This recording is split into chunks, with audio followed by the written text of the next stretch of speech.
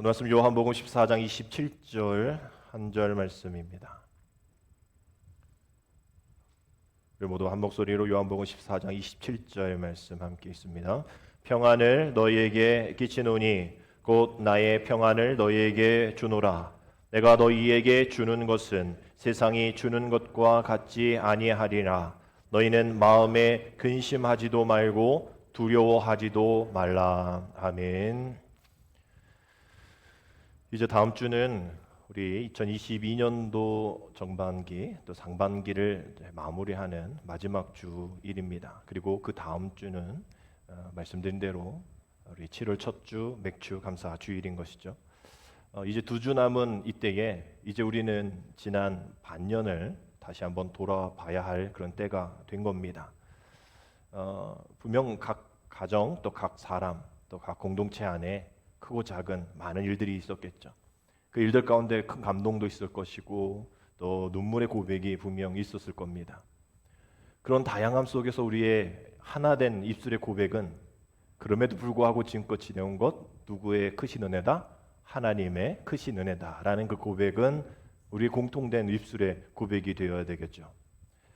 우리 새롭게 펼쳐질 후반기에 여러분과 제가 함께 있는 그런 모습 가운데에 빌립보서 2장 13절 말씀처럼 우리 안에 행하시는 이가 누구시다? 하나님이시다 라는 것을 우리가 분명히 고백해야 합니다.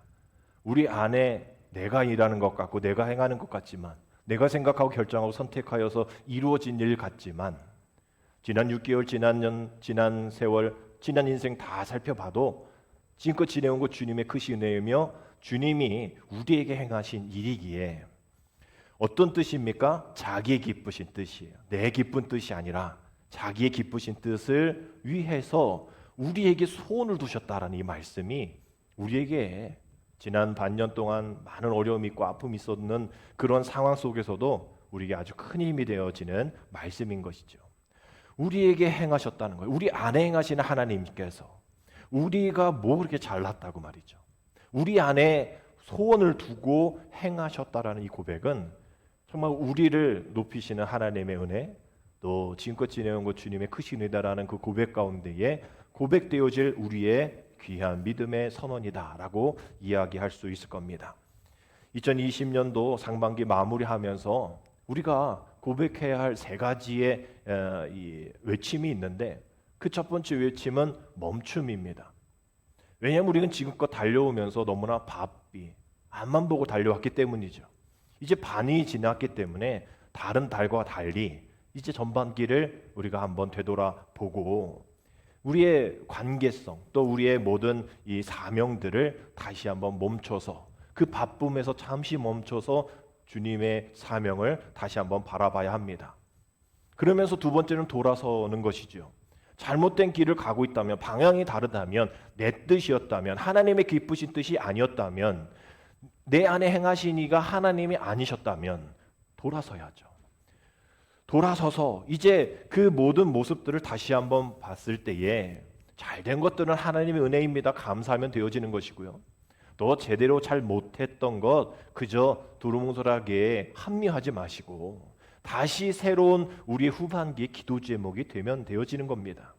그저 합리화하고 없었던 걸로 해버리는 그런 척하지 말자라는 거예요. 분명히 어떤 이유가 있었겠죠. 분명 어떤 원인이 있었을 겁니다. 우리가 그것을 기도로 찾아보자는 거죠. 내 합리화 또 내 변명 핑계 대지 말아보자라는 겁니다.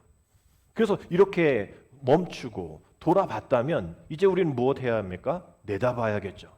뭐 우리가 20년, 30년 내다볼 우리가 미래학자가 아니기 때문에 우리가 그걸 할 수가 없어요. 그러나 우리의 6개월 정도는 우리가 내다볼 수 있는 것이죠. 이제 6개월 후에 2022년을 마무리할 때쯤에는 지금의 이 상황과 어떻게 바뀌어질까? 우리의 목표를 다시 한번 수정해 볼 수 있고요. 혹은 새로운 그러한 제안들, 대안들, 또 계획들을 주님의 뜻 안에서 이루어 볼 필요가 있습니다. 아직 늦은 일이 아니기 때문인 것이죠. 우리가 그 일들을 해야 하는 일들이 왜 필요할까? 하나님 지금도 우리에게 우리가 또 우리 어린 자녀들이 지금도 저쪽에서 예배드리고 있는 교회학교 어린이들이 이 땅에서 선한 영향을 끼치는 사람이 되어지기를 원하기 때문인 것이죠. 악한 영향력이 아니라 선한 영향력을 끼쳐서 그 선한 영향력이 이 전염성이 엄청 크거든요. 우리가 이 바이러스로 인해서 이렇게 고통당하는 거 다 알다시피 보이지도 않는 그저 스쳐 지나갔는데 옮고 이런 것처럼 이러한 우리 선한 영향력도 엄청난 그 전파력이 있는 그러한 바이러스와 같은 그런 것이기에 악한 것을 전하는 그러한 끼치는 삶이 아니라 선한 영향력을 끼치는 그 삶. 그래서 그런 사람들이 있는 곳에 사람들이 모이고 그곳에 가고 싶어 하고 그러한 교회 공동체 사람이 되어지고 계획이 되어지고 그런 선택이 되어질 때에 그러한 믿음의 사람들로 인해서 어렵고 힘든 이런 상황들이 행복해질 수 있는 것이죠. 그러나 악한 영향을 끼치는 삶으로 살아가는 크리스찬들의 있는 사람 모임 공동체 계획 이런 일들 가운데 사람들은 모이려 하지 않습니다. 들으려 하지 않아요. 힘들어합니다. 짜증납니다. 우리가 그런 상황 속에 살아가고 있잖아요.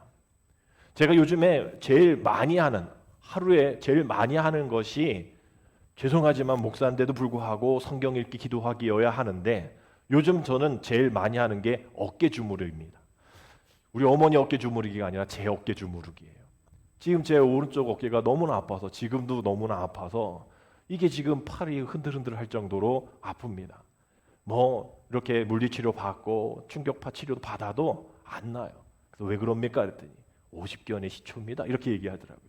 이렇게 저렇게 운동하세요. 이렇게 주사 맞고 이렇게 물리치료 하세요 했는데 이게 잠을 못 잘 정도로 계속 아픈 그 통증 때문에 새벽 예배 가기 전에 두세 번 깹니다. 4시에 새벽 예배 일어나 준비하고 가야 되는데 1시에 깨죠. 2시에 깨죠. 3시에 깨니까 너무나 피곤해. 그러다 보니까 짜증도 나죠. 어떤 분은 저한테 왜 목사님 자꾸 짜증내냐고 갱년기 아니냐고 갱년기인지 모르겠지만 내가 지금 너무 아파서 짜증이 나는 그런 상황이에요. 이쪽에도 전에 아파가지고 그나마 2년 동안 고생하다가 이제 괜찮다 싶었는데 이제 뭐 친구인지 하여튼 이놈이 아프다 이제 이놈이 아프고 뭐 그렇습니다. 이렇게 몸 하나 아파도 짜증나고 화가 나는데 우리 주변에 얼마나 많은 화난 일들이 너무나 많잖아요. 이 코로나 이 터널만 지나면 뭔가 다 회복될 것 같았는데 전쟁이 터지질 않나. 물가가 그렇게 오르지 않나. 주유값도 어제도 기름 넣다 보니까 우리 권사님도 계시지만 이 고공행진이에요. 그렇다 권사님도 좋은 것도 아니래. 이렇게 돈 나간 게 너무 많대요. 주유소만 돈 벌고 뭐 이런 아닌 것 같아요. 그래서 전에 한 1,900 얼마 때 곧 2022원 되겠다 이랬는데 뭐 벌써 넘었죠. 2,030몇 원, 40여 원까지 올라가고 있는. 이 월급이 그렇게 오르면 얼마나 좋아요. 월급은 안 오르는데 물가는 오르고 이게 또 떨어진 건 또 주식도 떨어지네. 그죠? 삼성전자 5만 원인가 그리고 5만 삼성 떨어지고 막 그렇게 되어지는 그런 상황 속에 짜증도 많이 나죠. 또 뭐 하나 살려고 그러면 이거 너무 비싸서 못 사고 들었다 놨다 그러다 보니까 불평이 많이 나죠. 화가 나죠. 그러니까 막 쏟아내야 되는 거예요. 어쩔 수 없이 전현직 대통령 집 앞에서 확성기 들고 막 쏟아내는 거고 총파업하자 막 이래서 장애인든 화물연대든 이렇게 다 이렇게 파업을 하는 거예요. 집안에서도 부인님께서 또 파업하셔서 남편 밥 안 준다고 파업하시고 이런 일들이 어쩔 수 없이 일어나게 되어지는 거죠. 그나마 그래도 연예인들 보고 살았는데 BTS도 활동 중단한다고 그래 젊은이들이 또 이거 뭐냐 이렇게 되어지는 일들이 어린 아이부터 어른에 이렇게까지 계속되어지는 거예요. 지난 월요일에 우리 하이원 포인트 때문에 소상공 이게 그 카페 그 포인트 신규 가맹점 때문에 교육받으러 갔는데 거기 수많은 상반기인데도 엄청 100여 명 넘는 이 사장님들이 오셔가지고 교육을 받고 또 진행을 한 상황에 공무원들이 진행을 좀 잘 못하더라고요. 그 바쁜 분들 모아놓고 기다리라는 거예요. 딱 일찍 끝났는데 도장 찍고 주민등록 확인하는 거를 이제 기다려야 되는데 앞줄부터 하겠다 이러니까 원성이 또 앞줄부터 이게 나가다가 뒤에 있는 사람 살금살금 들어가니까 뒤로 가라고 너만 바쁘냐고 그러면서 욕하고 싸우고 이러는 거예요. 너무나 화가 나는 거죠. 힘든 거예요. 내가 누려야 될 것을 누리지 못하니까 화가 나는 거죠. 신문에 봤더니 어제건 제가 못 봤지만 지난주에 로또 1등 된 분이 50명이어서 2002년도 이 로또 시작 이후로 그렇게 1등이 많았다. 그 전이 횟수 그 전에 2명 1등에서 123억 받았는데 50명이 나눠 가지니 4억이었더라. 아니 좋은 일임에도 불구하고 화가 날 거라는 생각이 들어요. 난 괜찮아, 난 괜찮아 하는 사람이 있을까요? 그 50명 중에? 아니 그냥 전주에는 2명이 타가지고 123억이었는데 그 5개인가 6개인가 뭐 보너스까지 맞추는 게 쉬운 일이에요? 엄청난 확률이잖아요. 그런데도 50명이 나눠 가지니 4억밖에, 뭐 4억도 되게 많은 건데도 불구하고 기대했던 거에 미치지 못하니까 화가 나는 거예요. 그러다 보니까 화가 나는 이유가 있구나. 내가 기대하는 거에 만족하지 못하면 화가 나는구나. 이게 세팅이 되어 있는 거예요. 우리의 삶에서도, 우리 생각에서도, 내 주관적인 뭐에서도 내 기대에 미치지 못하면 화를 내야 되는 그런 상황에 우리는 살아가고 있다라는 거예요. 아니 이게 우리가 지금만이 아니라 이 화냄은 창세기부터 일어났던 거죠. 창세기 이 4장 5절 7절 세 번역으로 보면 이 가인과 아벨의 제사를 받으실 때의 이 표현들이거든요. 이렇게 되어 있습니다. 가인과 그가 바친 제물은 반기지 않으셨다. 그래서 가인은 몹시 화가 나서 얼굴빛이 달라졌다. 주님께서 가인에게 말씀하셨다. 어찌하여 내가 화를 내느냐? 얼굴빛이 달라진 까닭이 무엇이냐? 네가 올바른 일을 하였다면 어찌하여 얼굴빛이 달라지느냐? 네가 올바르지 못한 일을 하였으니 죄가 너의 문에 도사리고 앉아서 너를 지배하려고 한다. 너는 그 죄를 잘 다스려야 한다. 이 세 번역으로 조금 더 우리 지금의 말로 표현되어지는 이 말 가운데에 지금 가인을 막 혼내는 그런 게 있나요? 모르셔서 그러지는 않아요. 너가 왜 화가 났는지를 모르셔서 그런 게 아니란 말이죠. 좀 이렇게 이렇게 좀 보담아 주는 거죠. 야, 화가 났어. 얼굴빛이 달라졌네. 네가 올바른 일을 하지 못했으니 그런 거 아니야. 그래, 괜찮아.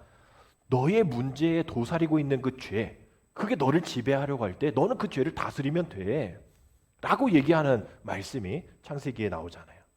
이 말씀은 너 왜 화를 내? 너 화내면 안 돼. 화내는 사람 죽어야 돼. 이가 아니라 화낼 수 있어. 그래. 우리 상담 이렇게 프로그램 보면 다 그 얘기 하잖아. 괜찮아. 화낼 수 있어. 괜찮아. 실수할 수 있어. 인정하죠. 우리 하나님도 그러는 거예요. 그러지 마. 잘 다스리면 돼. 라고 얘기하는데 문제는 뭐냐면 그 다음 구절인 거예요. 가인이 그의 아우 아벨에게 말하고 그들이 들에 있을 때에 가인이 그의 아우 아벨을 어떻게 했다? 쳐 죽이니라. 빨리빨리 넘겨줘야지. 쳐 죽이니라. 하나님의 말씀을 들었으면 회개하고 돌이켜서 그 아우와 더 잘 지내야 하는데 아우를 불러서 내가 널 죽일게라고 얘기하면서 불렀겠어요? 아니잖아요. 다른 거짓말로 불렀겠죠. 그리고 거기에서 쳐 죽인 겁니다. 하나님의 말씀을 들었다면 화가 난 것이 문제가 아니라 화가 났을 때 그 화를 다스려, 죄를 다스려, 잘 다스려야 해라고 권면해 주셨으면 그것을 돌이켜야죠. 용서해야죠. 그것을 함께 보듬어야죠. 그런데 그것이 아니하고 죄에게서 돌이키지 않고 다스리지도 못하고 하나님의 말씀을 거역하고 살인죄를 저지르는 그것이 문제라는 이야기인 거죠. 성경에는 이러한 화를 내는 그 대상들이 많이 나옵니다. 다 가까운 사람이에요. 창세기 27장에서도 보면 장자의 축복을 빼앗긴 형 에서가 그 동생 야곱을 죽이려고 쫓아가는 그런 모습들, 속이고 쫓기고 죽이려 하는 그런 모습들 나오잖아요. 사무엘서에 우리 새벽에 말씀 보았을 때 사울이 아들 다니엘, 요나단뿐만 아니라 다윗도 그렇게 죽이려고 쫓아다녔던 그런 일들. 욥기서 보면 욥기 친구들이 그냥 화가 나서 쟤 말이야 지가 혼자 잘난 척해, 지가 하나님하고 있는 것 같아 막 이러면서 막 욥의 친구들이 욥에게 화를 내고 부인이 화를 내고 하나님 저주하고 죽어버리라고 막 얘기하고 말이죠. 막 그런 일들이 일어나고 마가복음에서는 예수님의 제자들이 화를 냈는데 이게 하여튼 거룩한 거에 화를 내야 되는데 이 요한과 야고보가 예수님 좌우편에 앉으려고 하는 그 어머니의 치맛바람에 의해서 제자들이 화를 내요라는 그런 표현을 하고 있어요. 이런데 그래도 연관되어진 그런 화죠. 근데 마리아가 향유를 부을 때에 그 주변에 있는 사람들이 또 화를 냈다라고 되어 있어요. 아니 지 것도 아닌데 왜 화를 내? 그런 거예요. 하여튼 자기 기준에 맞지 않으면, 자기 기대에 맞지 않으면 다 화를 내는, 언제부터? 창세기 때부터. 그때부터 지금 우리는 그런 삶 속에 살아가고 있는 거예요. 근데 말씀드린 것처럼 화는 낼 수 있어요. 화 납니다. 화가 나는 상황에서 화가 나지 않는다라는 것은 좀 병원 가봐야 돼요. 정신적으로 좀 이상한 사람일 수 있어요. 우리가 스트레스 받는 것 대단한 겁니다. 그 스트레스 받아야 하는 거예요. 안 받은 게 이상한 거예요. 동물들도 스트레스를 받아야 목숨을 건지는 거죠. 부스럭거릴 때 도망가야 되는 그게 스트레스잖아요. 그래야 목숨을 구하는 거예요. 그 부스럭거리고 주변에 스트레스가 있는데 그것에 넋놓고 있다가 다 잡혀 죽잖아요. 화가 나는 상황에서 화나는 것은 당연스럽고 자연스러운 일이지만 앞서 말씀드린 것처럼 잘 다스리고, 그래서 우린 다스리지 못하니 말씀으로 다스리면 되어지는 겁니다. 우리는 이렇게 시도 때도 없이 화가 나 있는 상태로, 혹은 지금 여러분들이 이곳에 오기 전에 또 화가 나는 상태로 있는 분들도 있을 거란 말이죠. 제가 전에 부교육자 사역할 때에 이렇게 주차장으로 같이 분명 들어오셨는데 올라올 때 엘리베이터 타고 올라올 때는 혼자 오신다면서 어디 가셨냐 했더니 싸워가지고 주차장 안에서 싸워가지고 남편을 갔다는 거예요. 자기는 왔다는 거예요. 교회 오면서도 싸우고 가면서도 싸우고 늘 우리는 그런 화가 나 있는 상태로 지낼 때가 많죠. 왜 우리는 이래야 될까? 오늘 그런 질문을 한번 하면서 오늘 제목과 같이 이 세 가지 질문을 함께 나누려고 합니다. 쉼과 안식 그리고 평안이라는 제목이죠. 저와 여러분들이 오늘 이 말씀을 함께 은혜로 나눌 때에 드리는 첫 번째 질문은 여러분들은 지금 쉼을 누리고 있습니까? 라는 첫 번째 질문입니다. 어느 나라 사람들보다 특별히 우리나라 사람들이 잘 못 쉬는 것 같아요. 그렇게 경제 발전에 의해서 바쁘게 살아왔으니 어쩔 수 없는 일이지만 꼭 살아가면서 필요한 것이 쉼인데 우리는 그 쉼이 우리에게 누려지는 시간, 장소가 있음에도 불구하고 잘 못 쉬어요. 이제 휴가철 준비하는 분들이 계시잖아요. 휴가를 가서도 제대로 잘 못 쉽니다. 이 쉬다라는 동사가 이렇게 휴가 가서 잘 쉬다라는 그런 단어도 있지만 숨을 쉬다, 또 목이 쉬다, 또 음식물이 쉬다라는 그런 여러 가지 표현들 가운데 있잖아요. 이 쉼이라는 것이 여러 가운데 사용이 되어지지만 이 쉬다라는 이 표현 속에서 우리는 굉장한 것들을 많이 얻게 됩니다. 많은 창작물들이 잘 쉴 때 얻어진다고 하잖아요. 그런 목욕탕에서 들어갔을 때 왕관 무게 해가지고 세렌디피티 이런 얘기해서 계산한 아르키메스인가 걔네 이런 것도 편하게 목욕하다가 그리고 우연히 사과나무 아래에 누워 있다가 만류의 법칙 뉴턴 이런 것이 대표적인 예인 것이죠. 이렇게 쉼이 있을 때에 어떤 새로운 생각들, 안정적인 생각들이 온다라는 거예요. 그래서 많은 창작물들이 어디서 이게 잘 이루어졌냐라고 물어보면 뜬금없이 화장실이다라고 얘기하는 분들 많습니다. 저는 그러지는 않는 것 같아요. 저는 화장실에서 말씀이 생각나고 그러지 않았는데 음악이라든지 미술이라든지 영감 같은 것들이 이 화장실에서 주변에 어떤 그런 것들이 제한받지 않는 화장실은 이제 영어 레스트룸이잖아요. 쉬는 장소이니까 거기서 많은 아이디어를 얻게 된다고 하는데 우리는 화장실 안에서도 핸드폰이든 다른 걸로 우리 쉬지 못하는 거예요. 여러분이 분명 내일 직장에 들어가셔서 인사한 말로 잘 쉬셨어요 라고 얘기할 거예요. 하나니까 어색하니까 그 말로 시작할 텐데 내가 정말 잘 쉬었다 붙잡고서 내가 어떻게 쉬었는지를 얘기하는 사람 별로 없을 겁니다. 잘 못 쉬었어, 바빴어, 힘들었어 라고 얘기하는 사람 대부분이겠죠. 잘 못 쉰다라고 얘기합니다. 그 이유를 잘 생각해 보면 우리가 그 쉬어야 될 그 순간에도 수많은 생각들, 수많은 가치관들이 내 삶을, 내 쉼을 그냥 가만히 놔두지 않기 때문인 거죠. 특별히 숫자가 우리를 가만히 놔두지 않습니다. 우리를 늘 따라다녀요. 그 숫자라는 것이 내 통장에 있는 잔액, 또 어떤 학생들에게는 성적, 어떤 토플 점수, 몸무게, 연봉, 가게 매출, 집 넓이, 대출금, 이것이 대부분 다 숫자로 되어 있잖아요. 목사님들에게도 교인 수가 몇 명인지, 재정이 얼마가 되는지, 경상비가 어떻게 되는지 이런 걸로 늘 마음이 분주해집니다. 누가 뭐라고 하지 않았는데 마음이 분주한 이유는 그것이 나의 가치다라고 여기기 때문인 거예요. 앞서 말씀드린 데 그게 나의 기대다라고 얘기하기 때문에 그게 벗어나게 되죠. 불안하고 화가 나는 거예요. 이전보다 훨씬 좋은 환경 속에 살고 있는데 말입니다. 왜냐하면 그것이 내 가치라고 내가 허용했기 때문인 것이죠. 그래서 다른 사람이 그것을 무시하면 나의 가치를 무시한다고 생각하는 거야. 그래서 더 넓은 집, 더 넓은 그러한 차, 더 넓은 어떤 영역들을 누리려 하고 그것을 쟁취하려고 하는, 그러니 쉬지 못하는 거예요. 늘 생각나니까 말이죠. 하지만 주님의 쉼은 달랐잖아요. 주님이 마가복음 6장이죠. 마가복음 6장에 이르시되 너희는 따로 한적한 곳에 가서 잠깐 쉬어라 라고 말씀하신 제자들에게, 제자들이 뭐 하다가 왔냐면 전도하다가 왔어요. 전도하다 보니까 얼마나 기뻐요. 막 사람들이 변하고 주님 앞에 오고 막 앉은 병이 일어나고 막 이러니까 그 보고를 하려고 헐레벌떡 달려와서 주님 앞에 보고하려는데 끊으시죠. 보고 중단시킵니다. 잠깐 쉬어라 얘기하면서 너 그동안 수고했어. 됐어, 조금 쉬어 라면서 한적한 곳으로 배를 타고 가서 쉬게 해주시는 그러한 쉼이 있다라는 거죠. 그러니 결국은 그 쉼이 무엇인가? 어떻게 정의 내릴 수 있을까? 결국 내 안에 수없이 왔다 갔다 하는 그런 많은 가치관들을 이제 내려놓고 이제 하나님의 인정하심으로 그저 멈추는 것, 그것으로부터 우리는 쉼이 시작된다라고 이야기할 수 있을 겁니다. 우리가 지난 6일 동안 애썼잖아요. 힘들었잖아요. 바쁘게 살아왔잖아요. 근데 여러분 이곳에 앉아 있으면서도 쉬지 못하는, 멈추지 못하는 이들이 있다라는 거죠. 또 긴장하고 있고 또 분주하고 있고 또 지금 이 순간에도 다른 일을 생각하고 있고 다른 가치를 생각하고 있고 그 바쁨으로 지금 안식을 또 쉼을 누리지 못하고 그 다음으로 넘어가야 할 안식을 누리지 못하는 우리라는 거예요. 그리고 다음 질문은 우리가 안식을 누리고 있는가라는 그러한 단계로 넘어갑니다.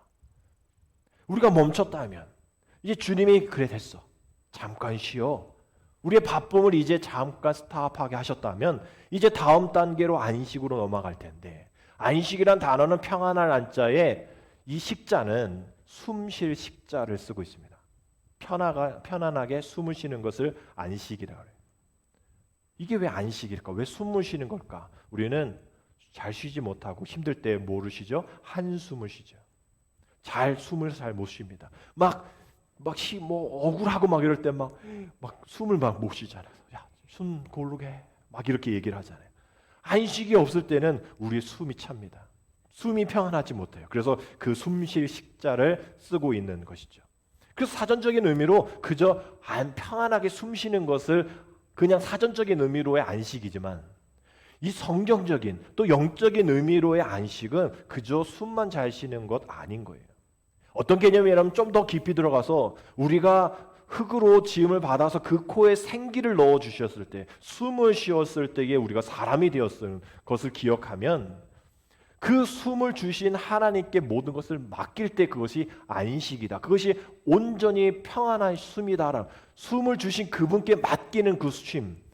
우리가 그냥 이렇게 호흡하는 이산화탄소, 산소 마시고 내뱉는 그런 쉼을 얘기하는 것이 아니라 생기.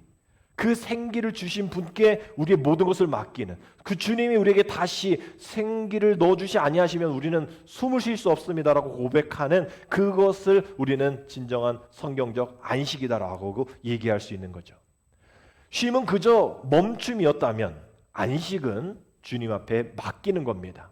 우리가 왜 힘들고 어렵고 짜증내고 화가 나죠? 하나님 앞에 맡긴다고 하면서 맡기지 않기 때문인 거예요. 하나님이 모든 거 다 채워주신다라고 맡겼으면서도 불구하고 모자르다고 원망하는 거예요. 하나님을 신뢰하지 않는 겁니다. 시간이 지나고 오래되니까 포기해버리는 거예요. 어제도 어떤 분이 제가 아는 어떤 분이 서울에 있는 큰 교회 담임 목사로 갔다는 소식 듣고 제가 알고 있는 주변 분들에게 막 연락해서 제가 그분하고 이렇게 좀 직접적인 그건 아니어서 전화는 못했지만 어떻게 그분이 그렇게 됐대? 18년 동안 부목생활 담임 한 번도 못하신 분이 어떻게 그렇게 됐대? 긍정적인 얘기를 하는 분은 얼마나 힘들었어, 얼마나 애썼어 이렇게 얘기하고, 어떤 분들은 야 어떻게 저럴 수 있을까, 뭔가 있겠지 막 이러면서 의심의 논초리를, 어떻게 담임도 한 번 안 해본 분이 서울의 교회 담임이 될 수 있어 라고 얘기하는 분들도 있는데, 이런 얘기 저런 얘기 본인은 알겠죠. 18년 동안 얼마나 힘들었을까. 주변에 있는 친구들은 벌써 다 담임 목사하고 아이는 다 크고 있는데 여전히 부목사로 50세가 넘었는데 얼마나 기도했을까, 얼마나 기다렸을까. 분명 뭔가 있겠죠. 그러니 하나님이 그렇게 인도해 주셨으리라 생각합니다. 오랜 기간이었어요. 18년이라는 기간이었습니다. 기도했겠죠. 우리도 마찬가지입니다. 어려운 상황 속에 오래된 시간 속에 왜 나만 이러고 있습니까? 왜 문을 열어주지 않습니까? 라고 왜 이렇게 오랜 지속이 이어지고 있습니까? 왜 터널이 끝이 나지 않습니까? 라고 이야기할 때, 내 주변은 왜 이렇습니까? 라고 얘기할 때에 우리 주님 앞에 듣는 얘기가 있는 거예요. 여호수아 21장, 우리가 요새 새벽에 여호수아의 말씀 보는데 앞으로 볼 21장 44절 말씀에 이런 말씀이 있어요. 여호와께서 그들의 주위에 뭘 주셨으되? 안식을 주셨으되.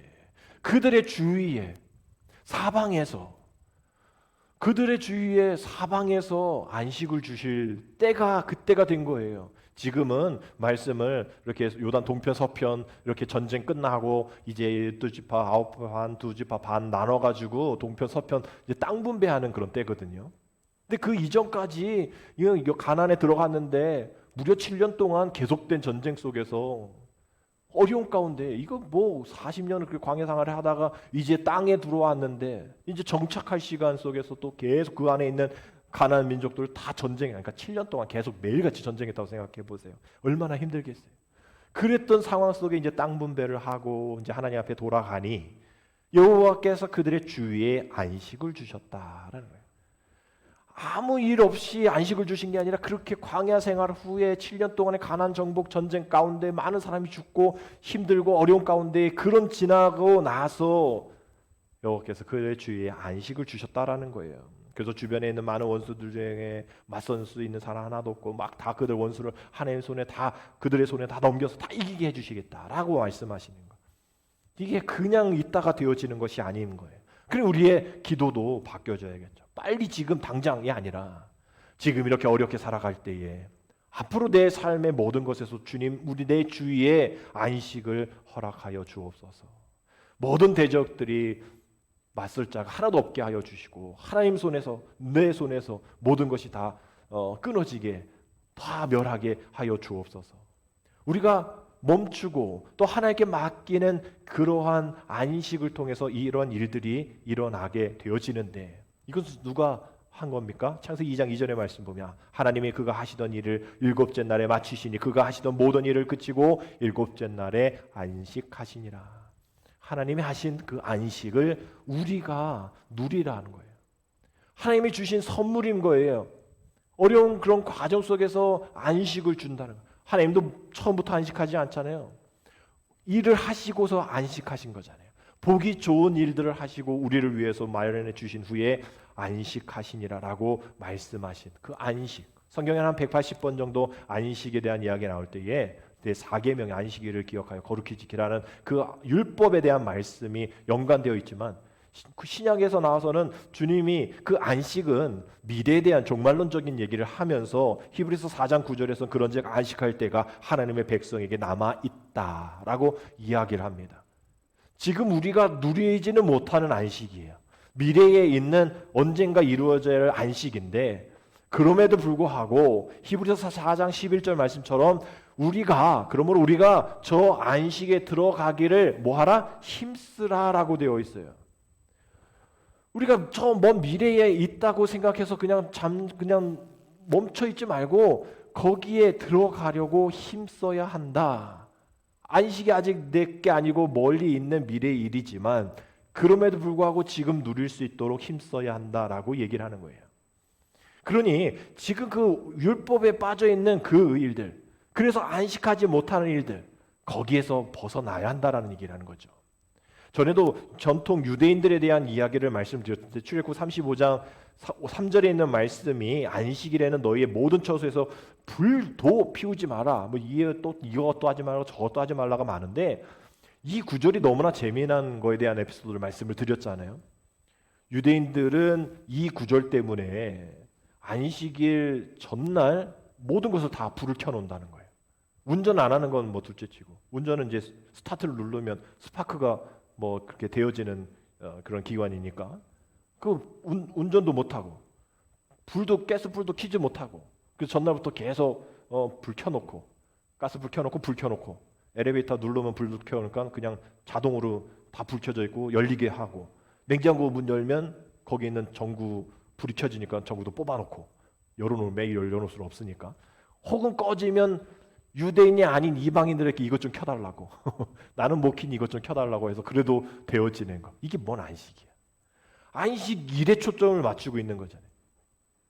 성경에 안식 일에 초점 맞추라고 안 돼 있지 않잖아요. 안식에 대한 이야기를 하고 있는 거. 전통 유대인들이 이렇게 미련하게 하는 것처럼 보이지만 어쩌면 우리가 그렇게 살아가고 있는 거예요. 나만 아니면 돼. 나만 이렇게 안 하면 되지 뭐. 이러한 모습으로 살아가고 있는 거예요. 우리가 안식을 그렇게 누리지 못했기 때문에 그런 유대인들이 이상하게 보일지 모르지만 우리도 그러한 삶을 살고 있기에 마지막 우리의 질문은 여러분이 지금 평안을 누리고 계십니까? 입니다. 오늘 말씀 요한복음 14장 27절 말씀 우리 같이 다시 한번 읽습니다. 평안을 너희에게 끼치노니 곧 나의 평안을 너희에게 주노라. 내가 너희에게 주는 것은 세상이 주는 것과 같지 아니하니라. 너희는 마음에 근심하지도 말고 두려워하지도 말라라고 말씀하십니다.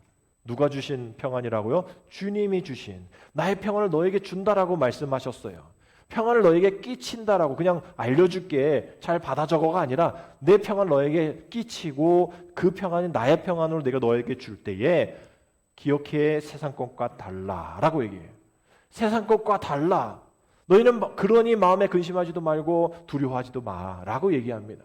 세상은 평안을 준다라고 얘기하고 모으고 내가 다 해줄게 이렇게 하면 이렇게 수익이 생겨라고 모으지만 그게 내 기쁨이 될 것 같지만 내 평안이 노후의 평안이 될 것 같지만 이거 뭐 사기당하고 막 이러면 근심이 되어지는 거예요. 두려움이 되어지는 겁니다. 그러나 주님이 주신 평안 그거랑 다르다는 거예요. 사기치는 평안 다르다는 거예요. 그 평안으로 우리가 근심하지도 않고 두려워하지도 않게 된다라고 이야기하면서 그것이 권유가 아니라 명령이에요. 그러지 말라라고 되어 있어요. 그 평안을 받은 자라면 그렇게 살지 마라고 명령하는 거예요. 주님이 누린 평안, 우리와 다른 평안, 어떤 평안일까? 십자가 앞에서 누리는 평안이시잖아요. 모든 것이 부족하고 또 손가락질 받고 종교 그 당시 자기의 편이라고 생각하는 여당인 자기 편이 오히려 손가락질하고 죽이려 하고 있는 그런 상황 속에서 초조했습니까? 두려워했습니까? 근심했어요? 그런 구절 한 번도 본 적 없잖아요. 예수님은 그저 평안하셨어요. 평안하지 못하는 상황 속에 평안하셨어요. 제자들이 풍랑을 맞아 두려워하는 그런 소리 지를 때도 그저 뱀이 들어가서 주무셨어요. 이상한 분 아니에요. 왜? 그 평안의 마음이 흔들리지 않았기 때문에, 누구에게도 뺏기지 않는 평안이었기 때문에, 그것을 자신하고 있었기 때문에. 뺏겼다면 두려웠겠죠. 뺏겼다면 두려워서 근심했겠죠. 그러나 뺏길 자신이 그렇게 안 할 자신이 있었기 때문에 제자들에게도 원하셨던 것, 우리에게도 원하셨던 것 뺏기지 마라.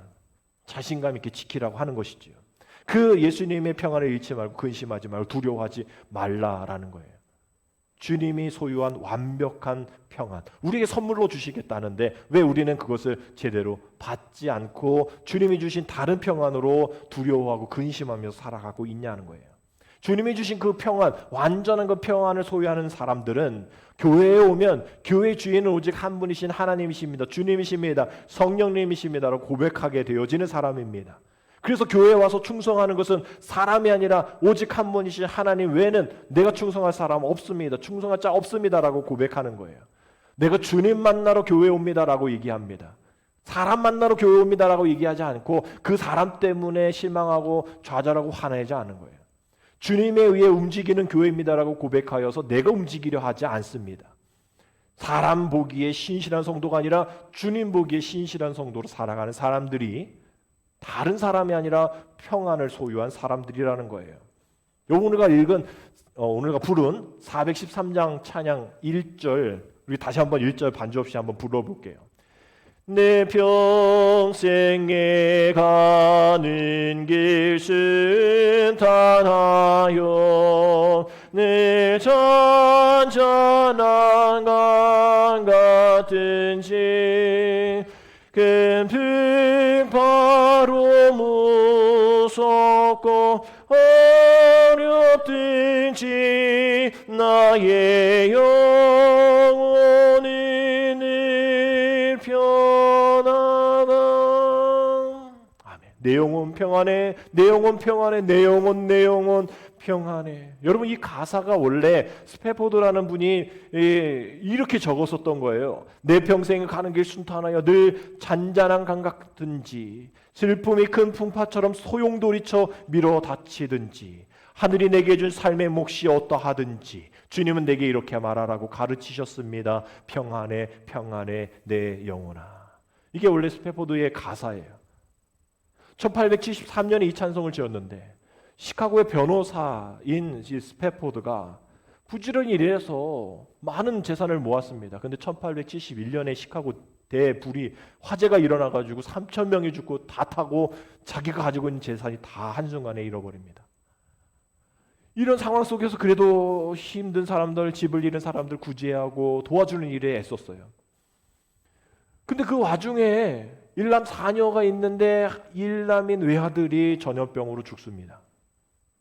이런저런 아픔이 있고 힘듦이 있으니까 그 가족들이 그래도 남은 내 딸과 그래도 어디 여행 한번 가려고, 영국으로 가려고 배를 타고 가려고 하는데 급히 사무실에 연락이 와서 스패포드는 빠졌어요. 사무실 때문에. 근데 좀 다음 편으로 갈게.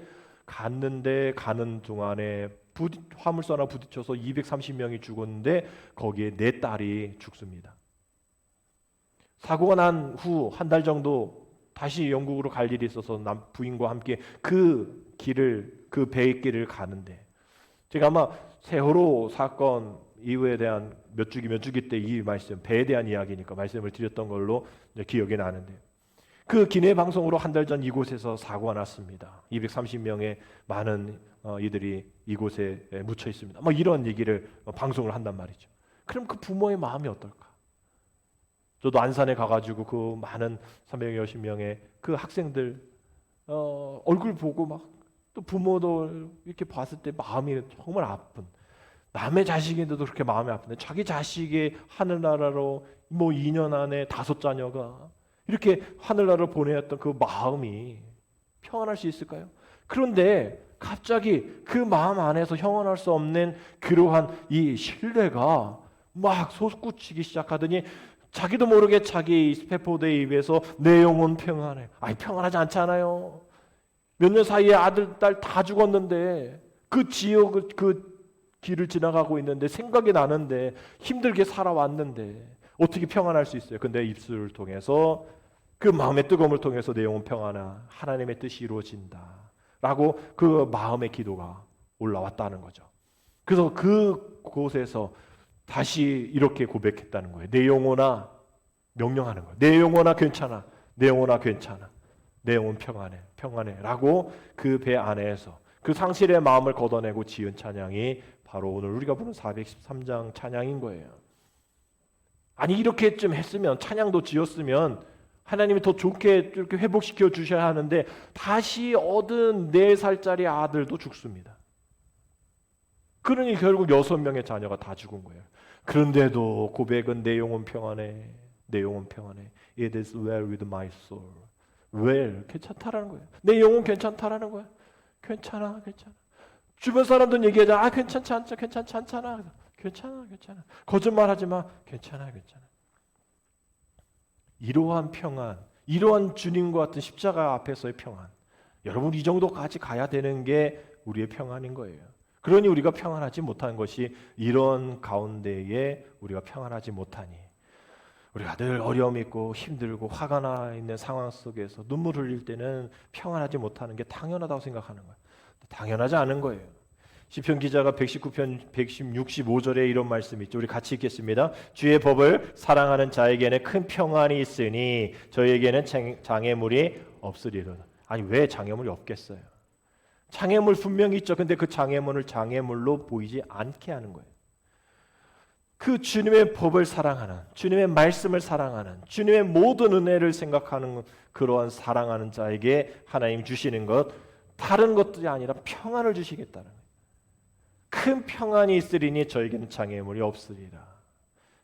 다른 구절 골로새 3장 15절에 우리가 잘 아는 말씀이죠. 같이 읽습니다. 그리스도의 평강이 너희 마음과 생각을 주장하게 하라. 평강을 위하여 너희가 부르심을 받았다라고 되어 있어요.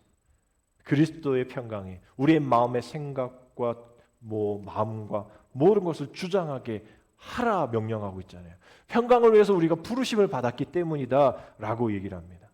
여러분, 이제 우리는 예배 마친 후에 다시 손해볼 것 같은, 다시 계속 솟구쳐 오르는 그러한 세상 물가, 세상의 모든 일들 가운데에 그런 각박한 세상 속에 다시 들어갈 겁니다. 평안으로 누리지 못할 많은 장애물들이 있을 거예요. 그럼 우리가 무엇을 해야 될까? 그저 쉬는 것? 그저 안식으로 끝내야 될까요? 그것만 해도 대단한 일이지만 우리 주님은 우리에게 선물로 평안을 주신다라고 말씀하셔요. 이제 쉬었습니다. 이제 우리가 안식을 누렸어요. 그러나 거기서 만족하지 말고 우리는 안식을 누린 후에 얻게 되어질 이 평안을 위해서 기도해야 합니다. 그러면서 하나님, 큰 평안을 우리에게 주소서. 그래서 일주일 동안 어떻게 변하지 모를 장애물들, 또 내 앞에 있던 어떤 큰 장벽들, 그런 일들을 만났을 때에 내 마음과 생각을 그리스도의 평강으로 주장케 하여 주옵소서. 나는 주님의 평강에 부르심 받은 자이기 때문입니다 라면서 고백하며 나아가길 원합니다. 이 설교를 듣고 있는 이 순간에도, 또 이 자리에 나오지 못했지만 지금 영상으로 보는 모든 우리 성도님들, 아직도 화가 나 있습니까? 그러면 다시 한번 질문합니다. 여러분의 영혼은, 또 나의 영혼은 주님이 주시는 쉼과 안식과 평안으로 가득 차 있습니까? 저와 여러분들이 새로운 한 주, 또 새로운 하반기, 우리가 정말 주님의 평안으로 잘 누릴 수 있도록 평안의 부르심을 받은 자로서 승리하며 살아가는 평화의 사도가 되어지기를, 평안의 증언자가 되어지기를 주님의 이름으로 축복합니다. 기도드립니다. 하나님, 우리가 무엇을 더 얻고 더 소비하고 더 생산하면서 내 자신의 욕구를 만족시키는 일에 몰두하는 동안 하나님께서 선물로 주신 쉼과 안식과 그리고 평안의 자유를 누리지 못함을 용서하여 주옵소서. 부활하신 후 제자들 앞에 나타나셔서 처음으로 하신 말씀이 평안하냐 이었음을 기억하며 지금도 우리에게 질문하시는 그 평안의 질문에 아무 거리낌 없이 네, 평안합니다라고 자신 있게 대답할 수 있는 우리 되어지기를 간절히 원합니다. 그리하여 우리의 삶 가운데 화가 나는 많은 일이 일어난다 할지라도, 우리 앞에 장애물이 있다 할지라도 우리 모두 평안을 누림으로 마음의 근심과 두려움을 버리고 평안으로 서로 인사하며 사는 진정한 안식의 삶을 누리며 하나님이 주시는 기쁨을 누리며 사는 우리가 되게 하여 주옵소서. 평안으로 화가 나 있는 우리에게 찾아오셔서 위로하여 주시는 예수 그리스도 이름으로 감사하며 기도드립니다. 아멘.